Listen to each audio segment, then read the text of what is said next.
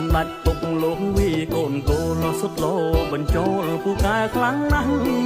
តិចនិចពិតជាត្រង់ច្បាស់ទឹកដៃជើងចាស់រហ័ងរហួនតិចនិចពិតជាត្រង់ច្បាស់ទឹកដៃជើងចាស់រហ័ងរហួនរាងកាយដងខ្លួនសង្ហាសំសួនកំឡាំងពលលែងមកមួនតែងឈ្នះខ្លួនស្ទួនគ្រប់វិញ្ញាសាបន្ទាប់ពីកិច្ចការងារជាតិសម្ដេចពុកឆ្លៀតតែងតែហាត់ប្រាណលេងកីឡាជាការកំសាន្តនាពេលស្រាំងស្រានបានអារម្មណ៍ស្រស់ថ្លាលេងកីឡាជាការកំសាន្តនាពេលស្រាំងស្រានបានអារម្មណ៍ស្រស់ថ្លាពុកសែនសង្ហាពុកសែនសង្ហាទាំងកាយទាំងចិត្តវាចាកម្លាំងខ្លាំងក្លាមានសុខភាពល្អព្រះជន្មលោកពុកច្រើនហើយធម៌ពលនៅឡើយដូចជាយុងវ័យ